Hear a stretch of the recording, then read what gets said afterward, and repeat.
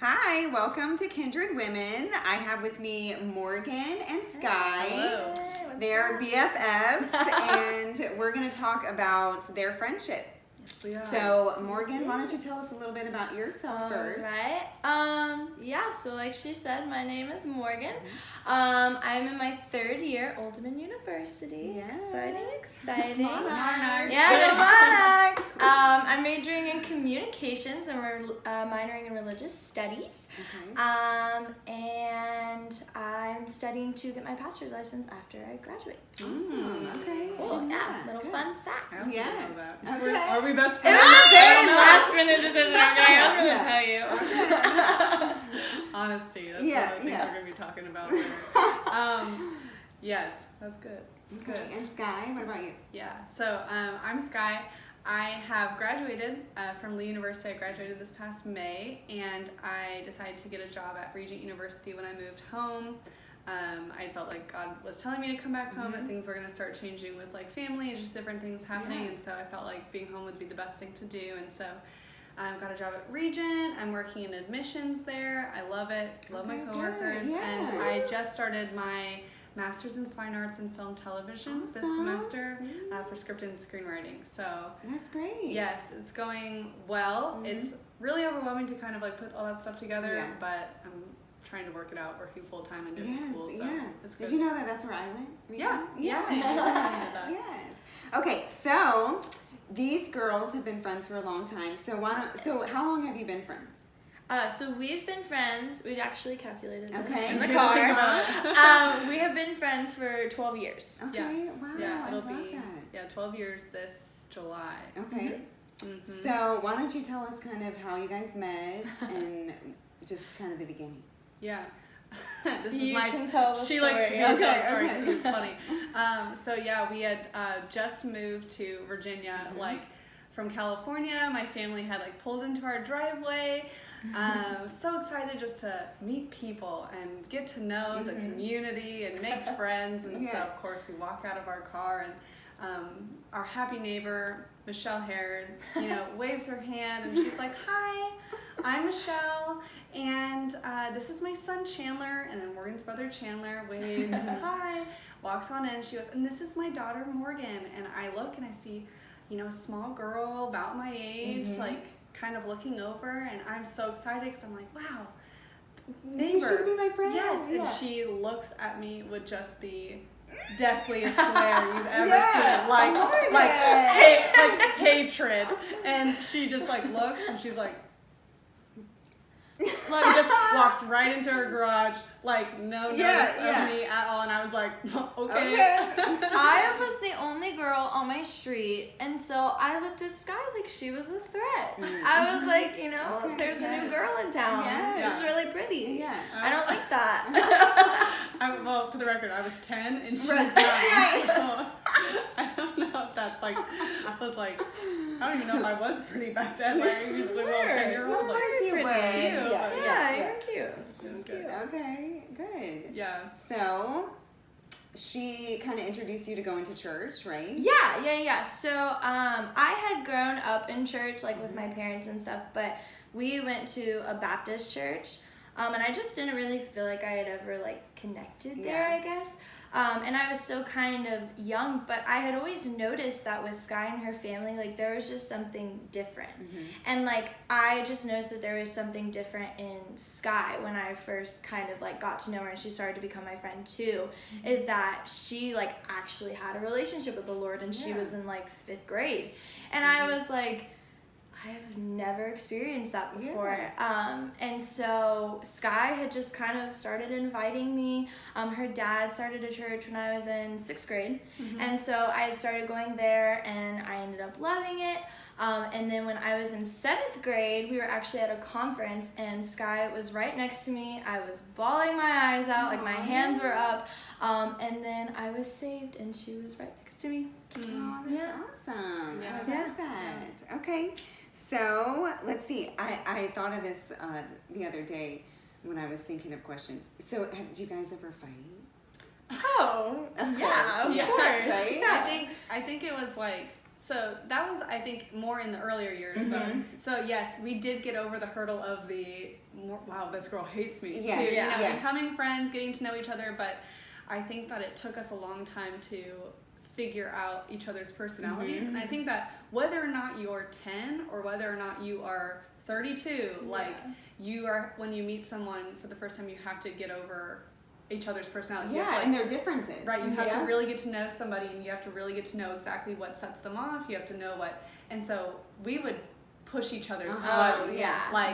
I was a control freak. She knew that, and she was like, "How can I make her as mad as possible?" And I would be like, "Why are you doing this to me?" And she'd be like, "'Cause you made me mad," or like, so littler fights. Then, I think past a certain point, there just became this like understanding of like when this person's upset, you just kind of stop what you're doing, you know, and you like apologize or you like reconcile. So I don't think we've ever had like a serious like fight since we were like in 7th grade. Right. But since then it's just been like maybe some distance, maybe just some different hard things that have been happening through life, but it's never been something that's been between us. It's been something that's like caused a rift in like how we are personally. Like if something bad was happening, maybe we would get more distant and the other person doesn't really know why. And so then you just kind of have to wait until they tell you what's going on. And so that's more of like what we face. Okay, that's good. Being older, you know, and that's what I was gonna say. As you mature, you learn how to deal with differences and arguments just in a different way than when you're little. So that's good. Yeah. Okay, so let's talk about some of those difficult times. So Skye was able to kind of lead you to Jesus, and that's awesome. Yeah. And kind of how you guys have helped each other, been like there for each other, your light. So what kind of does that look like? Yeah, well, I have always told my parents that Skye has been like probably the biggest light in my life, 100%. Her and her family have like completely just taken me in, and honestly, like I count of her more as my sister, I think now, than just my best friend. And so, I mean, she's been my rock through this whole time. But yeah, what about you? I kind of lost my train of thought a little bit, so I just figured you could go and I'll jump back in. Well, yeah. So, well, I don't want to like step on your testimony, but Morgan had just a lot of things like happen when we were younger, that when that it just became something. It wasn't necessarily something that I was like, ooh, I'm just gonna step in and save her, but it was just like, because we were friends, we were there for each other throughout everything. And so 6th grade things just started happening to you with like your house burning down. Like there were things that happened when we were younger that just like rocked worlds. And so then that just led to hardships with your family and stuff. Yeah, and so just through that, Skye was just my ultimate person. Because, I mean, it didn't necessarily stop there. It went on for, like, many years. My parents got divorced. You know, like, this happened, you know. There was a time of where I wasn't really following the Lord. And so I feel like through all those hard times, looking back, like, she was just always there. Okay. And when you say she was there, what did that look like? So she was there for physically, emotionally. I would say that even sometimes it was a little distant between us, but I always still knew that she was there, praying for me, you know. So even if it wasn't that she was there physically, I knew that she was always there with me, like emotionally supporting me, or if I was doing something wrong, then she was telling me and praying for me and that sort of thing. Yeah, that's awesome. Yeah, I think that just like and if things were happening for me, like I knew that I could also go to her. It wasn't just like I am the person who does not struggle in the world. Like if things were happening with like my family, or things were happening with my brothers, if things were happening with I don't know, just how I was feeling, like I knew that whether or not I wanted to talk about it, like we could just get together and laugh and watch movies and just kind of hang out, and like just having her presence would be something that was so supportive. And so but like when things were happening and things like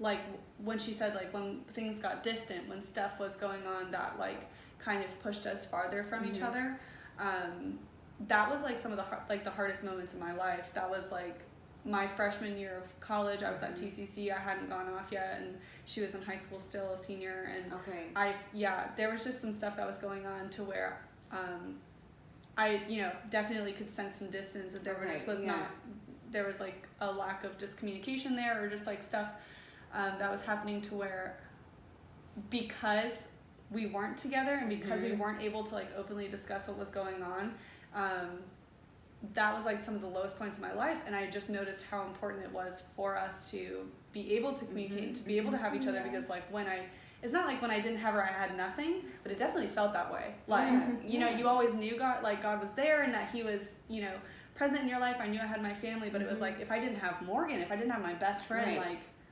what was going, like what does that even do, what does that even mean? And so that's when I started noticing like the importance of her in my life, rather than just like, oh, she's just like my friend that hangs out with my family. And she became a family member back when we were younger, you know, like coming over every Friday night with my brothers and just kind of hanging out and doing silly videos and just horrible things like I don't even want to revisit.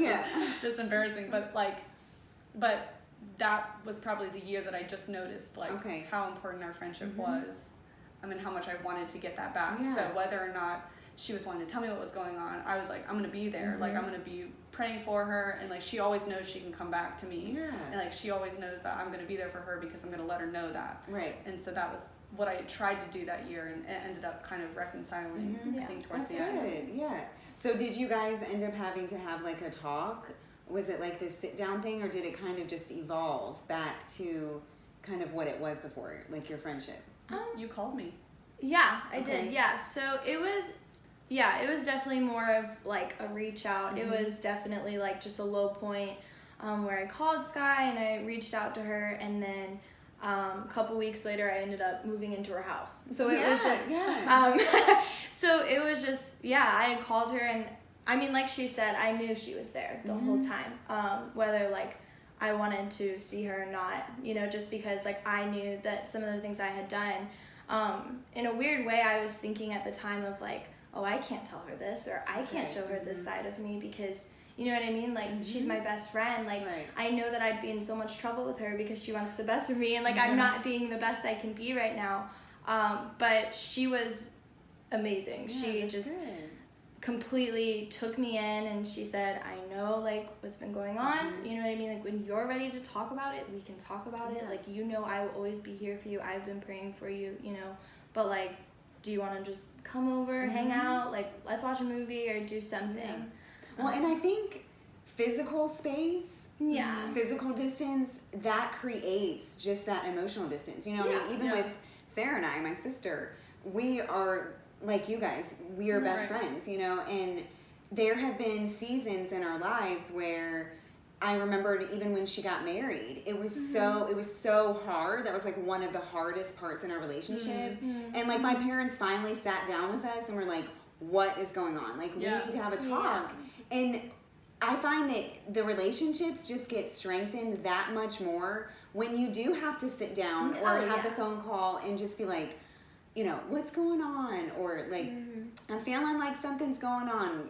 And then you just get that much closer. So definitely. I love that. And even in arguments, I have found, you know, the people that I'm really the closest with are people that we have had some arguments, you know, because then it just really shows that you aren't just looking at them for the surface level type of relationship. You know, you want to be able to challenge them and be like, look, I don't agree with what you're doing, but I'm still here for you. Exactly. And so that sounds like what you guys have, and I love that. That's great. So I know that you guys have said that your relationship has kind of shaped who you are. So in what ways do you kind of feel like it's shaped you? I would say that I've definitely, and this is maybe not as spiritual, I just like feel like I've gotten funnier since, you know, like, I feel like because we were friends and because we've grown, like our senses of humor have just like, I love like, who I am, like, when we're together, and like the jokes that we can make, Yes. and like just like how stupid like we can be. Exactly. And I think that I've like, regardless of how each of us lived any part of our lives, any season that we went through, like, we've always been able to like talk about the Lord and like talk about what he's been going on, like what he's been doing in our lives, and like how we've been growing. And so I feel like I've definitely just grown spiritually. I've definitely grown in my relationship with God. Like, friendships are so awesome when you do center them around the Lord, because like what can you talk about with somebody that doesn't you can't talk about things with them, but they become so surface level, like you were saying, like you get into the nitty-gritty of like what's actually happening inside your heart when you can talk about your relationship with the Lord and like how he's been affecting you. And so I think that that's like you grow in your personality, and you grow in like and just like who you are as a person, but then you also grow spiritually, and you grow in that side of yourself too. And so that's really just shaped who I am. But she's also like taught me how to care for somebody. You know, I feel like we're married. I feel like I'm like, she's taught me how to love. But really though, like how to. Well, and it's so cool because the different qualities that each of you have, and then I found this with Sarah and I too. It's like, even though we're twins, I used to always think that we were like the same, even just through and through with personality. And we are. I mean, we did, you know, like the Myers-Briggs, and we were like 2 points off or something in our personality. Like, we were basically the same. But there are definitely instances where she's more of a peacemaker. And I'm not like that. Like, I want to get in there and like, let's talk about it. Let's get over it. Like, let's talk about it. And so it's cool because I've learned sometimes how to talk to people in a more of a peacemaker way, you know? Whereas maybe I wouldn't have learned that without that other quality that maybe you have that she doesn't. So, yeah, that's cool. Yeah, she's taught me to be less controlling too. Like, when I'm not the same person that I was when I was 10. I mean, nobody's the same person they were when they were 10, but that was a huge part of my personality, was like, I have to be in control, I have to have my way, I have to have the best, I have to do, but like being around Morgan, who then would tease me about that kind of stuff and be like, you can't control me, like, you know, I'm my own person. Like, she taught me, like, I can't control people, you know, like, whether or not like that was something not serious, or whether that was something serious, I can't force anybody to do anything. I can't force them to be some way, or do what I want them to do. But you can be there for somebody, and so that's and like piggybacking off of that, like the way that Skye's personality like is or was, Skye has always been like a very outgoing person, and when I first met her, like I was really shy. Like, I was always kind of the person that like kind of like sat back while everyone else did it. But I mean, even today, like in my jobs, like everything that I do, I work with people constantly. And now, I mean, my parents are like, where did you even get like this whole outgoingness from? And I'm like, I think it was Skye. And it can be learned. And so it's like Skye has really taught me like, hey, like it's okay to put yourself out there, like to like be a little goofy in front of people, and to just like be yourself and love yourself, and be that outgoing fun person in a room. Like, it's fun to do that, like, you know what I mean, just having that confidence. And so I feel like seeing her as a kid having that, and that was something that I really wanted. It was almost kind of like she helped me be able to get there, and I don't think I would have the humor that I have without you. Definitely. Well, I get even more humorous and giddy when I'm around y'all too. So it's definitely contagious. We were weird. We were weirdos. We're like less that way, but like it's so fun. It's so fun. It's so fun. So, what qualities do you feel like make a good friend? I mean, we know like honesty. I would say, I mean, definitely honesty is a big one. I would say holding someone accountable, so like accountability with each other. You know, just being that person to say like, hey, this is what's going on. But I would also say like just humorous too, like just have fun. And I feel like, of course, just like being there and also being non-judgmental. I feel like that is a very big thing, just because if you're going to someone in confidence and like telling them something, like you don't want them to have a bad reaction, you know, because you're like, I already feel bad about this, you know. That includes your face. Exactly. Like, check your face. Exactly. So just being non-judgmental, just like making sure that you provide a space for them where they are comfortable to talk about you. And also I just feel like having faith in the Lord, loving the Lord, being Christian, I feel like that is a very important quality in friendship. Absolutely. Yeah, that's what I was saying earlier. It's just like you can have friends that are not Christian, and that's encouraged. You have to be in constant communication with people that don't know the Lord, because that's like number one priority on earth right now is to make disciples, lead people to the Lord. And so you need to have those friendships. But as far as like the people that you're going to confide in, the people that you're going to reach out to when you are low, when you're going through something, like you have to make sure that that's Christ-centered, or else like you will not get the, like, you don't want a friend who's judgmental, but you want somebody who's real with you. Like you don't want somebody who's going to be like reprimanding you and making you feel bad for the things that you've done, but like you need somebody who's going to be like, hey, you know that wasn't right, but like here's what you can do about it, and here's what the Lord says about this, and like, but that you only get that advice with friends that also love the Lord. You tell somebody that you made this mistake and they don't love the Lord, they're like, so, you know, like what kind of advice do you get from them? But also just I would say straightforwardness in a friendship is very, very important.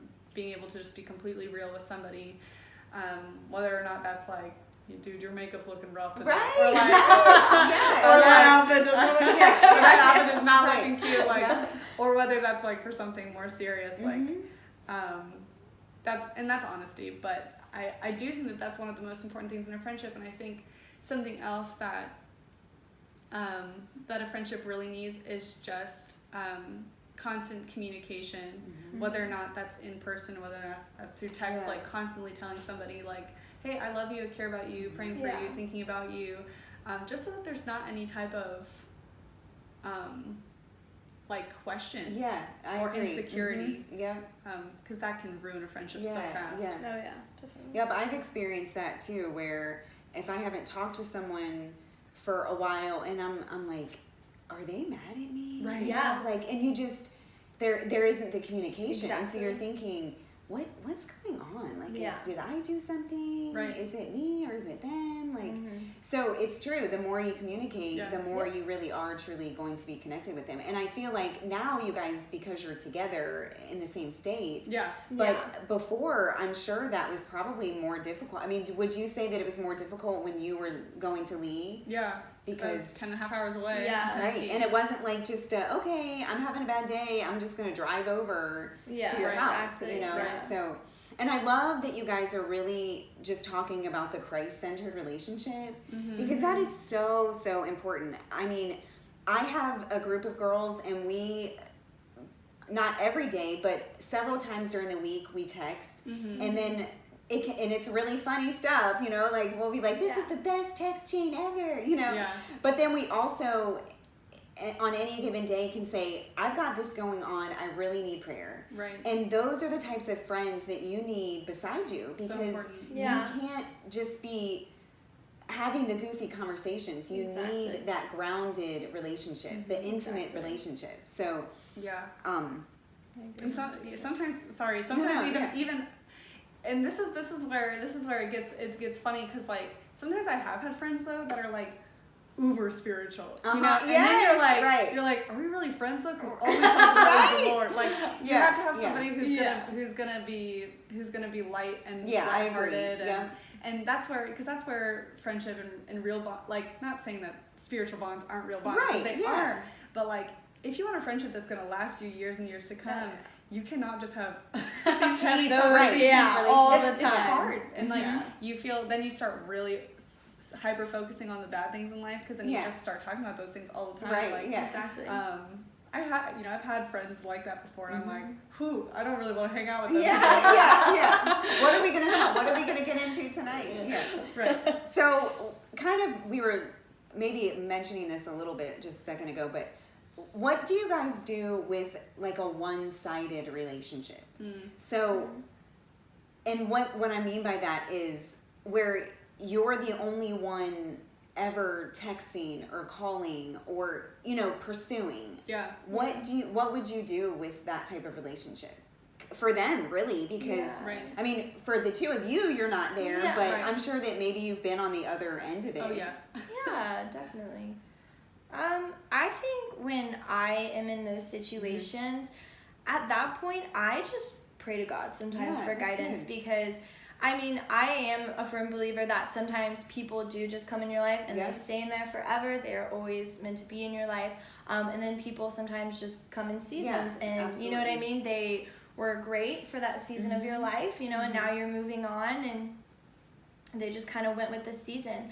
But I would just say pray to God for guidance. And also, if you feel like God is telling you do not give up on this person, like, don't give up on them. That's good. But also don't stop praying for them. 100%. Right, Never stop praying for them. Because I still pray for friends that I had in high school. And I don't have any friends from high school that I'm still in touch with. But that doesn't mean that they don't cross my mind or that I don't think about them or that I don't stop and say, hey, like, let me just pray for this person today. That's really good. I like that because that's true. There will be people that will come into my mind and there are people that I maybe won't see that much. And I do the same thing where I stop and I'm like, well, there's some reason why I'm thinking about this person. So even if I don't know what it is, I'm just going to pray for them. So that's really good. What about you, Skye? Yeah, I'd say that sometimes one-sided relationships can be really hard because you feel like if you don't have a secure relationship with somebody else, like a secure friend with somebody else, you feel like you need them. And you feel like you've been rejected because they don't like you back or they're not texting you when you want to talk or like they're not reaching out to you. And there's a lot of insecurity that even the enemy can use with that and like make you feel like you're really alone and make you feel like you don't have any worth to give to a friendship and that you deserve to be ignored.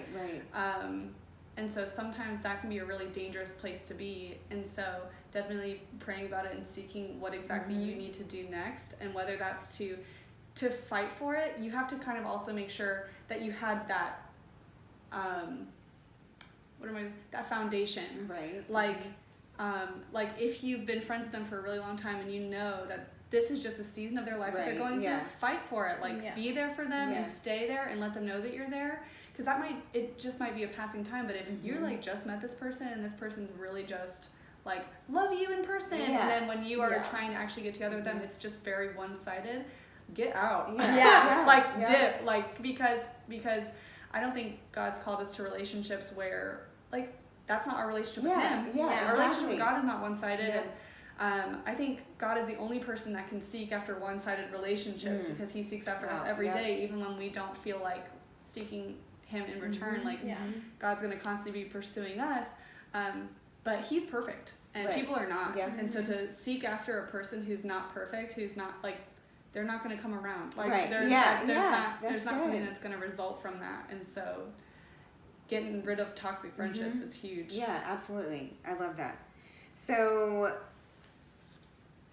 I was going to ask, what do you guys expect from your relationship now? Like as you've grown older, you know, do you guys have expectations? Do you talk about, because I know like in married relationships, we do, you know, Brian and I, we have talked about, these are some of the expectations. Like you take out the trash, I can do the laundry, you know, but going beyond those things, do you guys have kind of expectations of your friendship? Yeah, definitely. And what might those be? Yeah, I know one of mine is that I definitely expect us to be friends 30 to 40 years from friends now. Forever! Yes,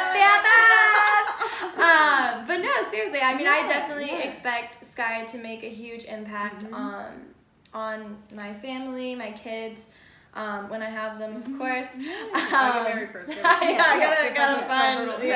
Gotta find that part first.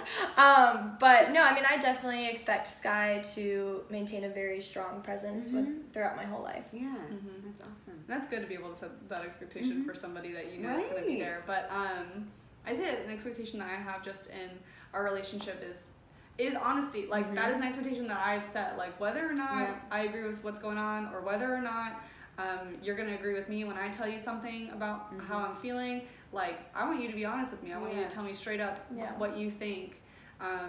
because I'm going to trust her words more than just a random person. Right, you know, exactly.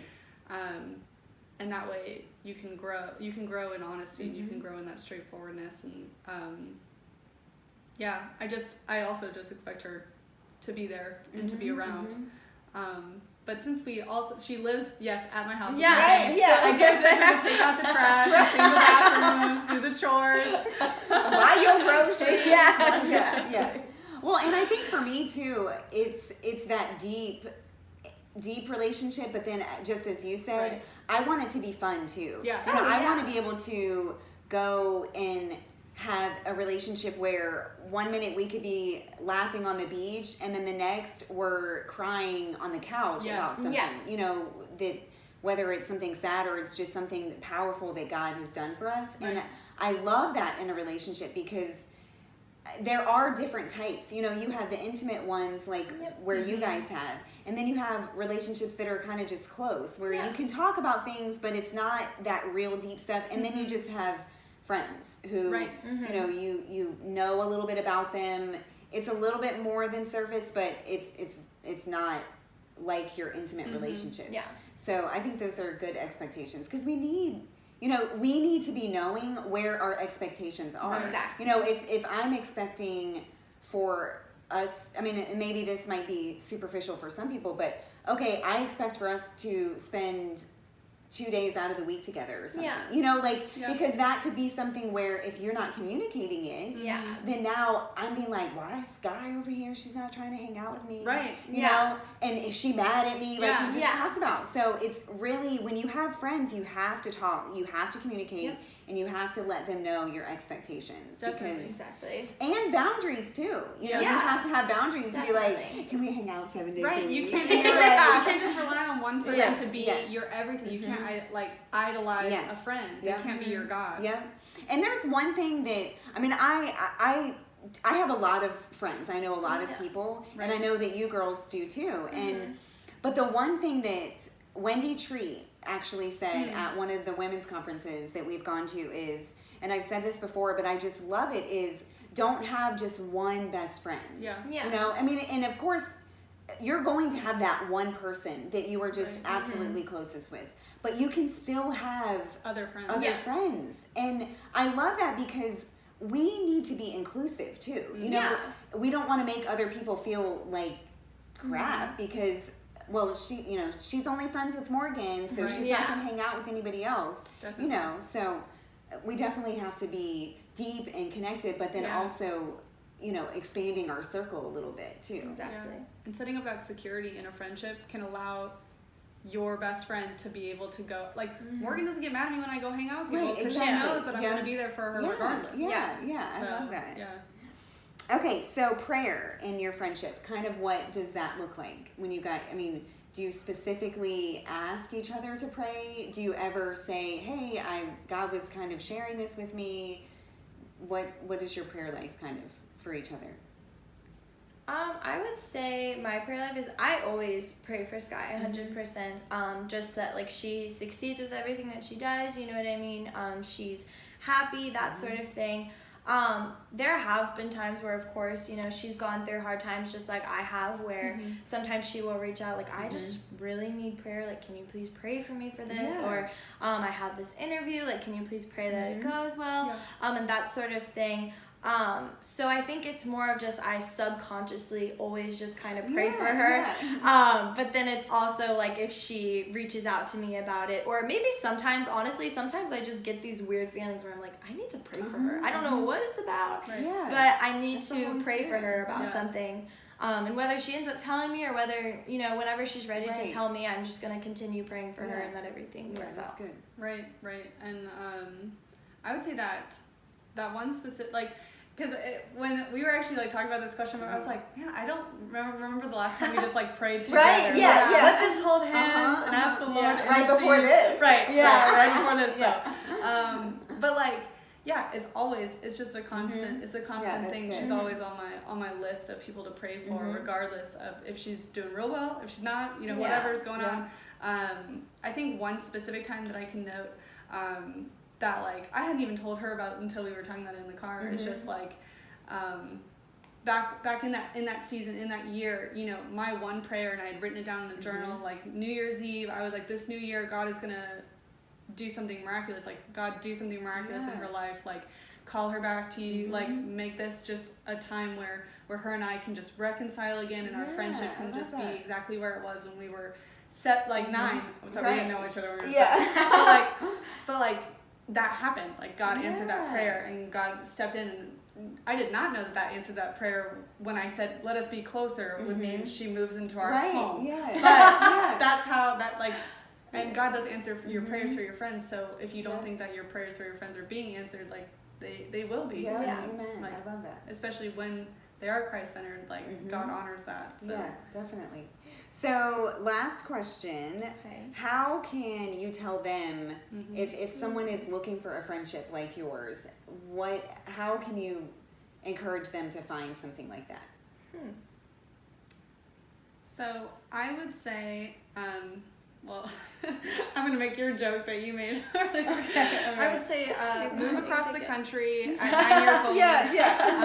And then, you know, wave to your neighbor. They will be your best friend forever. That cracked me up. I would say just, yes, seeking out somebody intentionally that loves the Lord, making sure that friendship is Christ-centered, making sure that there is fun in your relationship, that there is honesty in your relationship, and always seeking after that person regardless, you know, and always being in constant communication that you love them and that you care about them, that it's not one-sided, because that's how our friendship's gotten to where it is like, we got to, you know, get to know someone's personality, get past the flaws, you know, nobody's perfect. Set expectations, but know that they're going to not be met because people aren't perfect, and the only one that meets expectations is the Lord. And so it's like, you have to understand, yes, set good expectations, attainable expectations, and then forgive them for things. Forgiveness is huge. Yeah, absolutely. Yeah, and I agree with all of that. Definitely go for it. Also, my advice would be to search, like, maybe in your church, like trying to maybe pursue a friendship with someone in your church, just because, I mean, me and Skye grew up doing mission trips together, doing all these church events together, like serving together. We talked about, like, service was important. Like, some of our best memories are volunteering at a shelter or passing out water bottles on, like, a really hot day to just random people walking by. But those are some of our favorite memories, and we still talk about our first mission trip that we went on together and all the fun times that we had. So, I mean, definitely also just pursuing that friendship in a church or, like, a ministry, or an on-campus ministry, or just something like that. Those are really good.